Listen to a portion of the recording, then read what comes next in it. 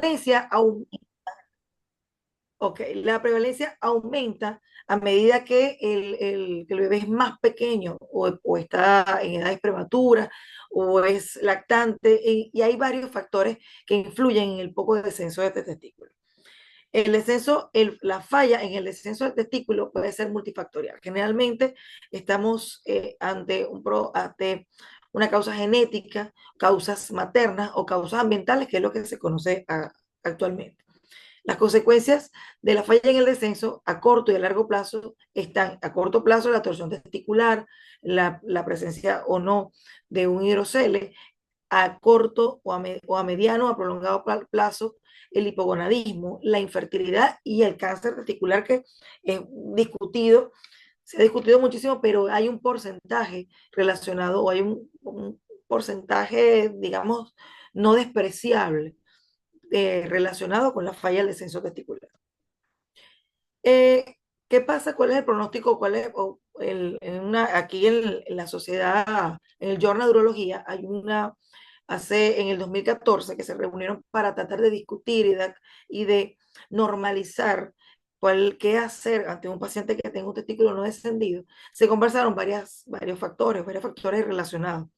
Epidemiológicamente, hasta conocemos que hay un diagnóstico o hay un nombre que aparece en la literatura, que es la criptorquidia adquirida. No solamente estamos viendo que la criptorquidia puede el paciente nacer con él, sino también puede adquirirlo en el tiempo.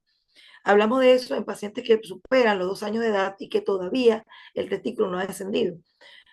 Lo que nosotros tenemos hasta este momento es un periodo de observación y un periodo de acción.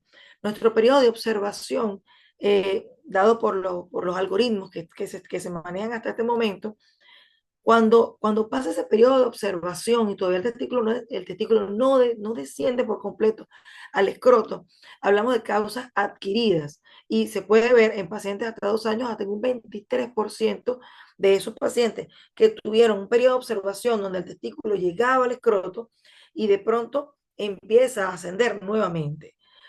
Se evalúan muchísimas razones por eso. Puede haber un aumento en la contractibilidad del músculo cremaster, o puede haber la presencia de una hernia que aumentó o que creció o que empeoró en el tiempo y por supuesto trata de llevarse el testículo hacia arriba, cosa que no estaba sucediendo anteriormente.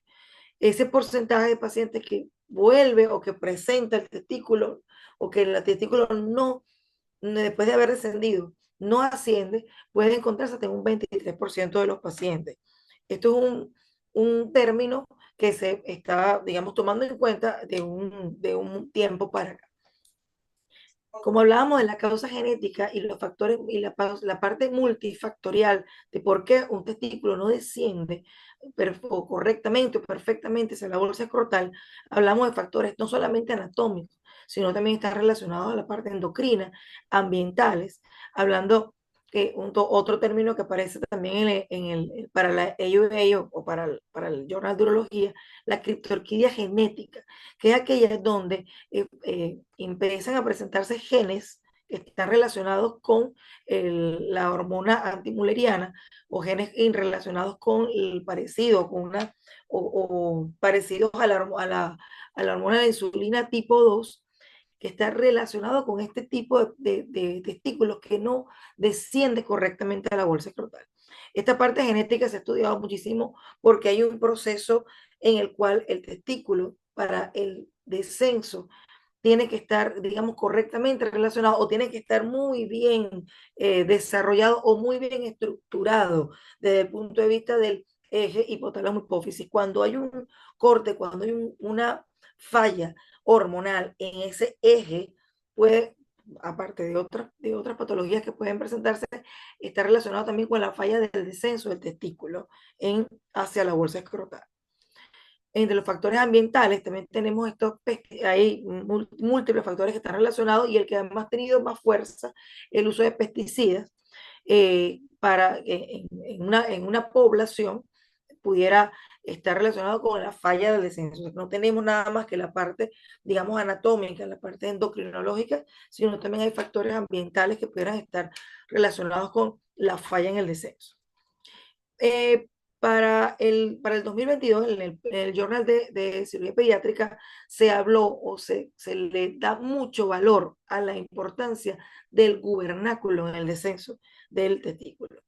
Anatómicamente sabemos que el testículo va desde el polo inferior del riñón en la séptima y la octava semana de gestación en su proceso de maduración en un camino de descenso hacia el escroto. Quien dirige ese descenso es el gubernáculo que está justamente en la base del escroto tratando de dirigir ese proceso de descenso del testículo. Ese descenso depende específicamente de la parte hormonal, de esta testosterona y de esta hormona similar a la insulina, que es la INSL3, que se llama en sus siglas.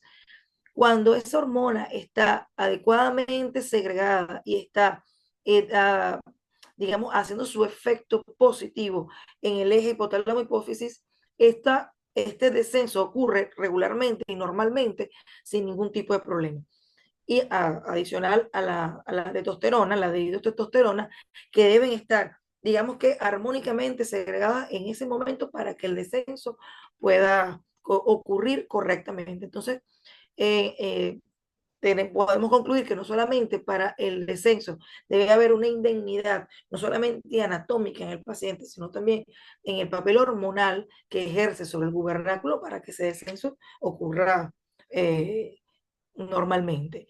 Aparte de la causa multifactorial que está relacionada con eso. Eh, en la parte endocrinológica se conoce que antes hablábamos mucho de lo que es la gonadotrofina coriónica. En este momento sabemos que esta hormona INCL3 es la que está, digamos, la que dirige o la que lleva la batuta en el proceso del descenso testicular. Inclusive es una hormona que se segrega en la célula de Leydig y cuando tenemos el proceso, digamos, más acelerado de desarrollo celular en el testículo, estas hormonas empiezan a segregarse y a tratar de derivar o de llevar a cabo el proceso, completar el proceso de descenso del testículo. A este momento o a este periodo donde estas hormonas están segregándose y están haciendo todo este proceso digamos, estructurar normalmente lo que es la estructura anatómica de los genitales masculinos, llaman en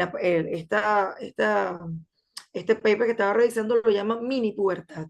De hecho, es un periodo corto, muy corto, donde hay un pico elevado de la mayoría de las hormonas que están relacionadas con el desarrollo de las gónadas masculinas y femeninas. FSH, LH, testosterona, la hormona inhibina que empieza a inhibir estos procesos para que se puedan dar completamente, para finalmente llevar ese testículo o dirigir el camino de ese testículo hacia la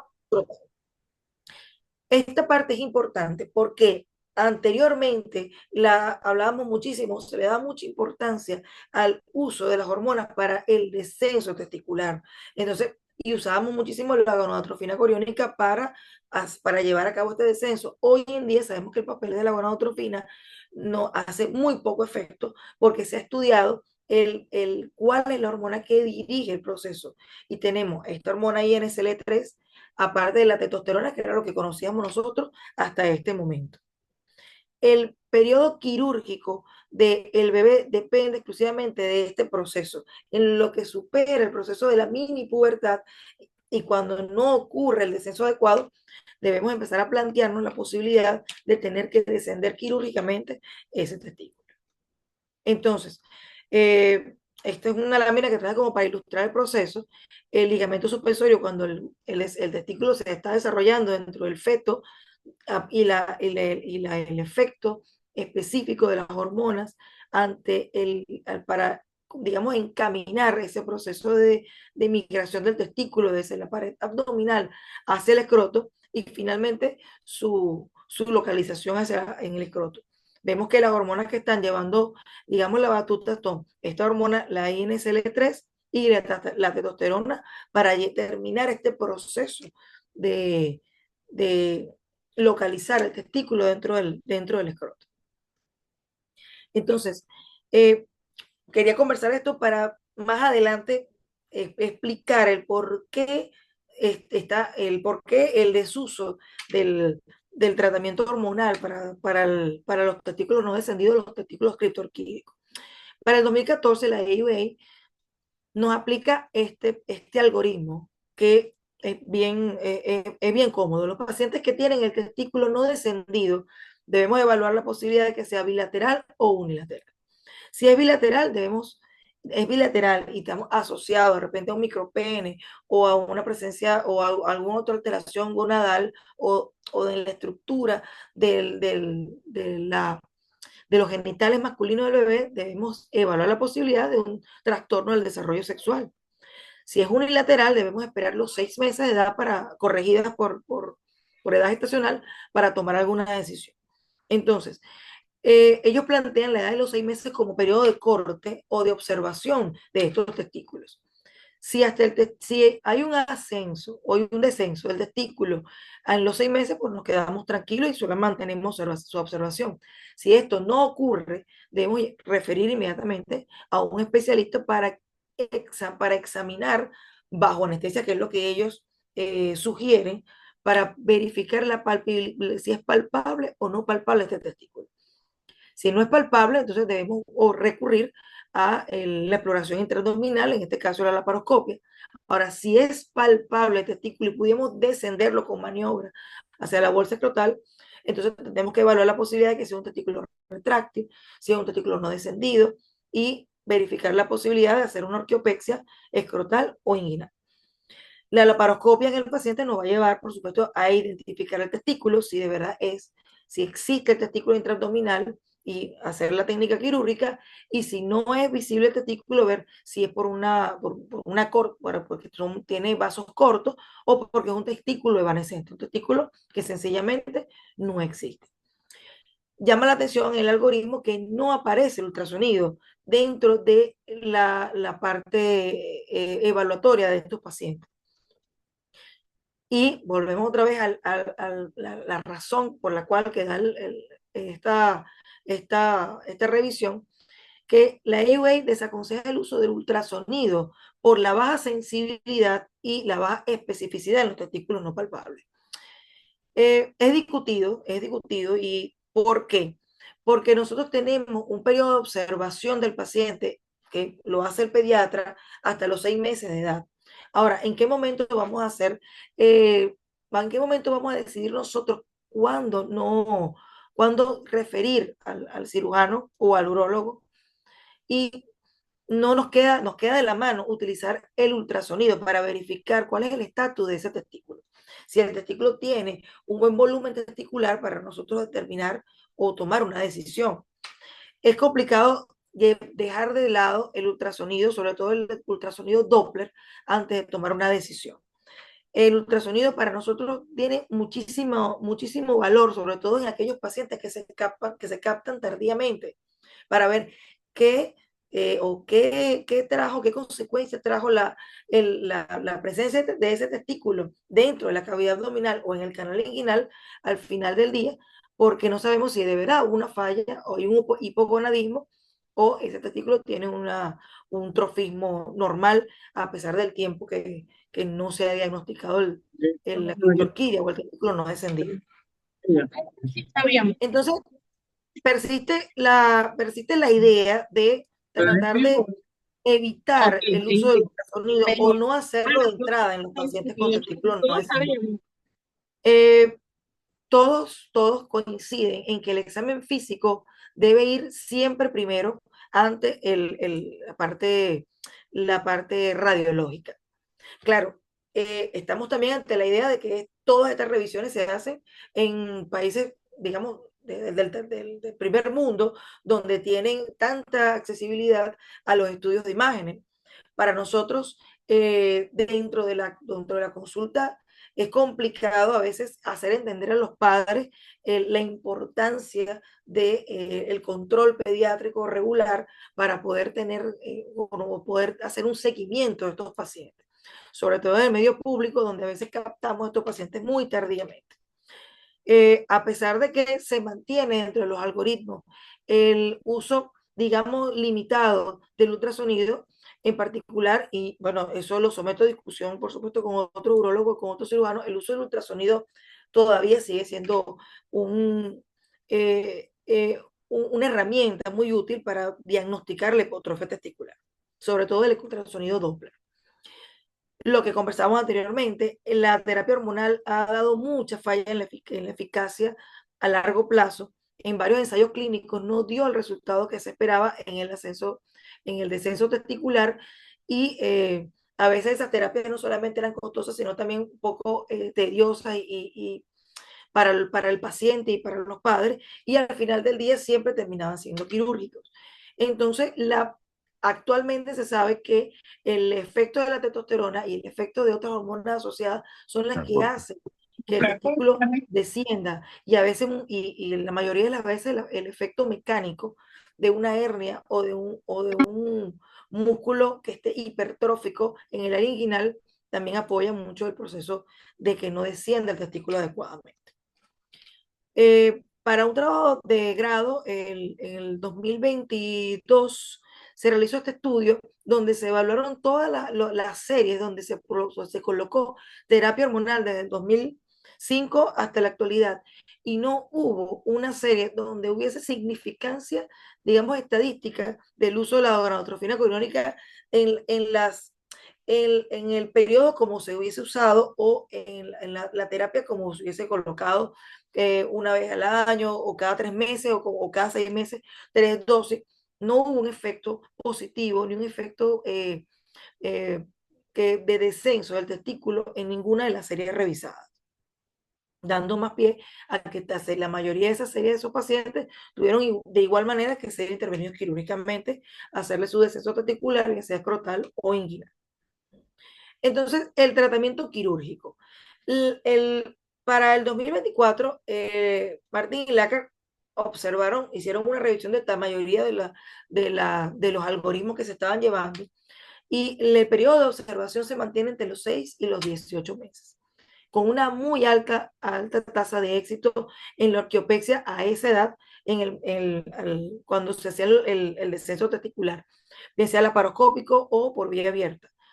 La observación de esos pacientes, o la observación que habían hecho ellos de esos pacientes, porque fue una revisión, fue muy positiva en los pacientes que se habían intervenido quirúrgicamente más tempranamente que en aquellos pacientes que se hacían tardíamente.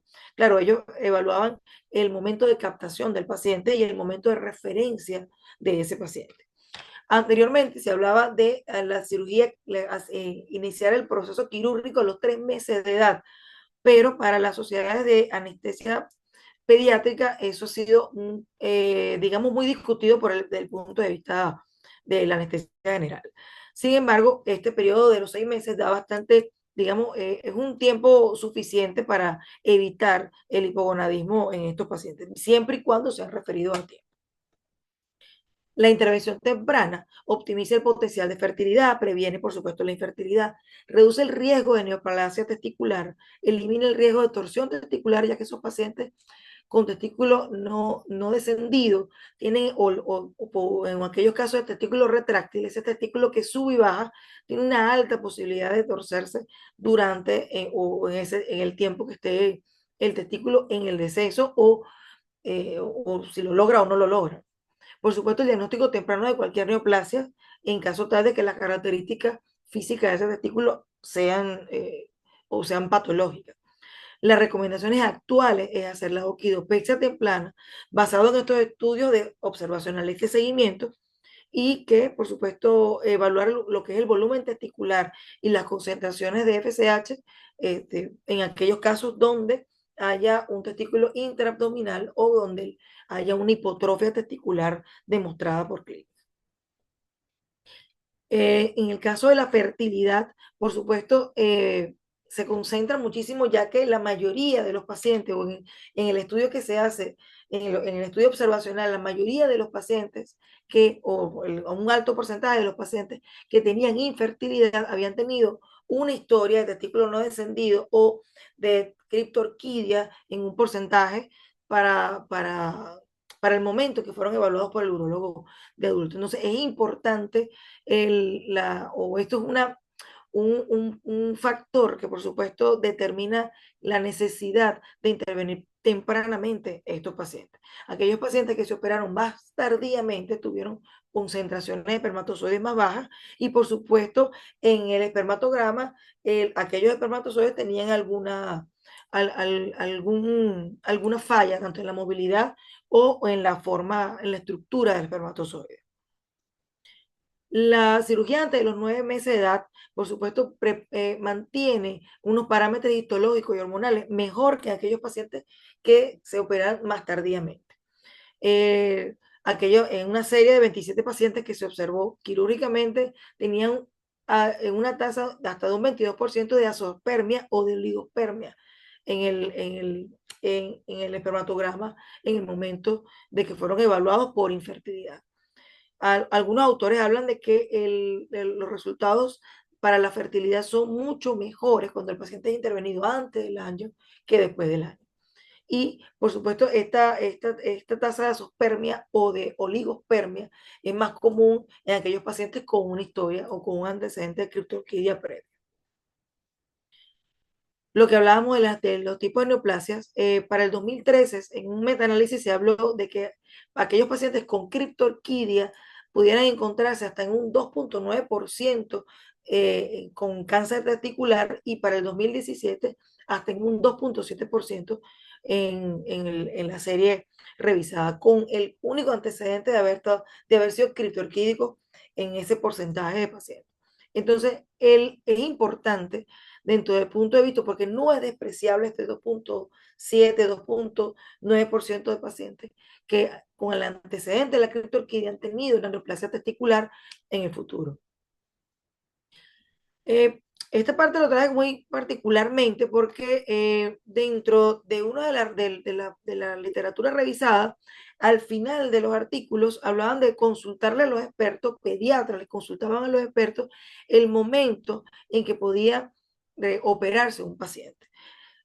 Uno pregunta que si la exploración física en el recién nacido, un testículo a nivel del anillo inguinal externo o superficial, ¿en qué momento aconsejaría la intervención quirúrgica? Y coinciden todos los autores en que debe estar descendido entre los 6 y los 12 meses.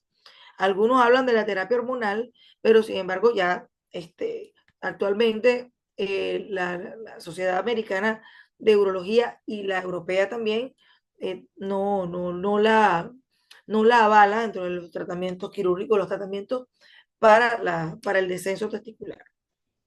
¿Cómo trataría un niño de 1 año con un testículo ubicado en el anillo inguinal interno?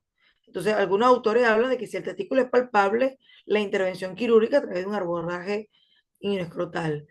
Y en principio, la terapia quirúrgica con una transección de vasos, que eso es un tipo de intervención quirúrgica que se realiza antes de que el paciente cumpla el año. Entonces, están todos de acuerdo que el paciente antes del año o antes de los 2 años debe ser intervenido quirúrgicamente cuando el testículo no es palpable. Y un paciente de 10 meses con un testículo no palpable y un testículo ortotópico, si hay necesidad de utilizar la parte imagenológica para evaluar a esos pacientes, ellos tratan de definir que el examen físico el examen físico es más importante que la parte, que el ecosonograma, inclusive que la tomografía, que es preferible la evaluación bajo la paroscopia en estos pacientes. Lo que es el guideline que nos trae la Asociación Americana de Urología es que para los pacientes con un testículo no descendido, mientras hagamos un mejor examen físico, una mejor historia gestacional, muchísimo mejor oportunidades tenemos de darle un correcto tratamiento a esos pacientes cuando tienen testículo no descendido o cuando tienen un testículo ortotópico, un testículo ectópico, intraabdominal. Palpar los testículos en la primera evaluación pediátrica y tratar de verificar si son capaces de llegar al escroto. De ser imposible el descenso del testículo con maniobra, debemos referirlo antes de los 6 meses de edad. Y en caso de que ese testículo no esté palpable, el pediatra debe consultar inmediatamente con un especialista, bien sea un cirujano o un urólogo pediatra, para verificar qué otra estrategia tenemos para tratar de ubicar ese testículo y en qué momento se convierte en quirúrgico o va a ser para que poder descenderlo. Los estudios de imágenes siempre se deben ser solicitados por el cirujano o por el urólogo. Es discutido. Yo pienso que el médico de choque o el médico que capte el paciente en el momento que sea captado el paciente o que vaya a la consulta, afortunadamente todos tenemos el contacto telefónico, podemos, mira, tengo este paciente, discutirlo, le solicitamos, no le solicitamos, pero siempre es importante tener a cabo algo que nos avale o que nos sustente el diagnóstico. Cuando el testículo no descendido está asociado a hipospadias, de pene pequeño, micropene o alguna otra alteración del punto de vista de genitales, siempre se debe evaluar la posibilidad de un trastorno del desarrollo sexual y, por supuesto, referir oportunamente al endocrinólogo pediatra.